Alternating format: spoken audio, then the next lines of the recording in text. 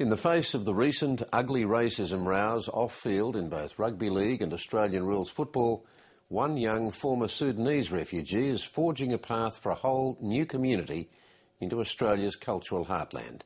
19-year-old Majak Daw has already made history, becoming the first African-born player to be drafted into the AFL.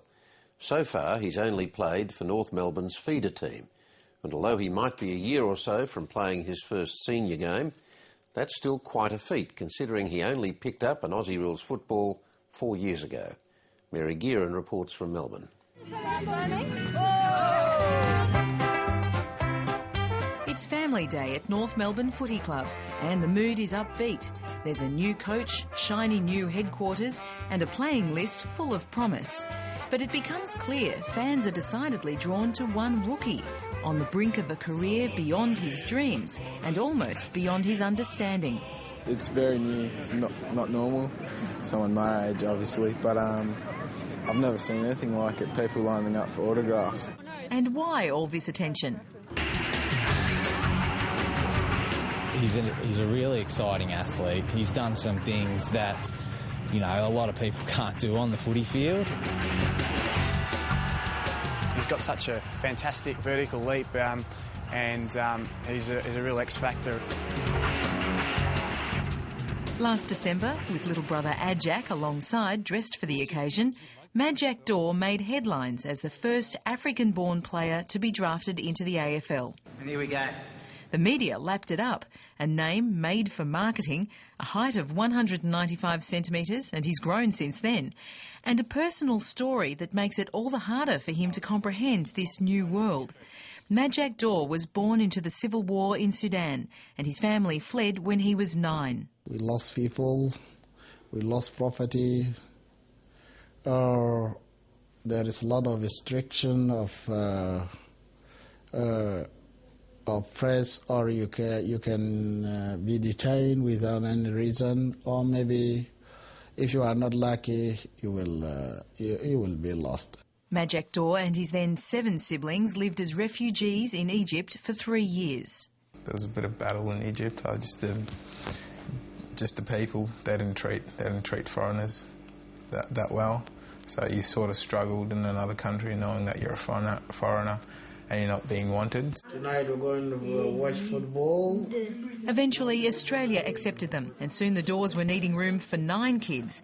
A couple of years later, at 14, Majak Daw picked up the strangely shaped native football for the first time. To hold it, and we don't know which way is Korea going, all this. What we know is soccer. While watching on TV, I'm scared. I say, my son, why should like this play? I go soccer, maybe any. He say, no, Mom, I like this football. I say, for me, I'm not happy. How do you go with this? All the time I tell him. Even now? Yeah, even now.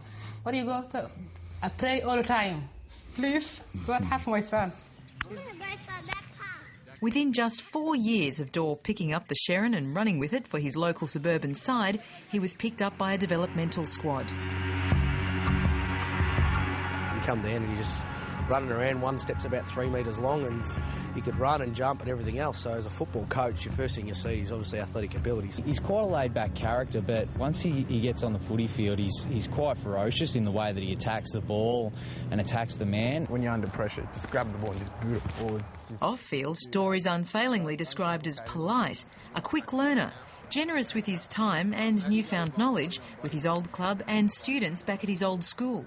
It's of cultural significance for the Sudanese community to have male role models, and it's very much about growing up and becoming a man and really being able to, you know, set a good example for what you can achieve, and Majak does all those things. Daw doesn't willingly talk about the racial taunts he's experienced. Oh, outside the school, yeah, I might have had back when I started playing football. Has that lessened for you? Yeah, I think it has. It's just getting to know the people and people getting to know me. It just becomes much easier. A few years back, when there was a flurry of news reports about violence inflicted on, by and within the Sudanese community in Melbourne, young Majak took it all in. I remember people talking about it at school and I just kept my mouth shut and didn't really say anything. But I think some of that is people tend to hear what other people say and just follow. He knows now, whether he likes it or not, he's heading for the role of role model. His mates and mentors back at his old footy club say even without an AFL-level game under his belt, Daw's influence as both footballer and symbol is obvious. Our junior club at the moment has probably got an influx of another 14 or 15 Sudanese kids coming to play, and that's all they talk about. That's just Majak here, Majak there. And he often, thanks us as a football club. I think it's us as a football club that need to thank him. His best mate, Joe Halloran, says Daw may not talk much about his background, but it's right there on the field with him. I think inside he knows it's something to draw on when he's struggling. I know a lot of Sudanese youth about my age and younger, and some of the stories you hear from Africa are just amazing. Like, it really opened my eyes when I was 15, 16 to what they've been through. Daw now lives in a house with other North Melbourne footballers ready to teach him the ropes. What are the things he's been struggling with? Just time management. He's struggling. He's been late once or twice, but we've told him to pull his head in, and he's been really good the last few weeks anyway. His family is bemused by his new fame. Do people kind of stop and say hello? Or? Yeah, like randoms, like they just come and say, oh my God, Majak, like they come and say hi to him. And I'm like, oh, okay, what the hell? Yeah. I get amazed every time I see him. What do you think when you see him playing footy? I feel proud of him. We are happy because Majak made many friends of mainstream, and that's what we want. We don't want them to feel isolated, and I think Majak now, he feels that he's one of the mainstream now. Meanwhile, North Melbourne is still protective of its new talent, putting him through some media training, cautious with his commitments. Number 38, Majak Daw. But even back on that family day, he seemed to have a fair grip on the realities of football. I suppose just embrace it and never say no to an autograph. You never know if it's your last one.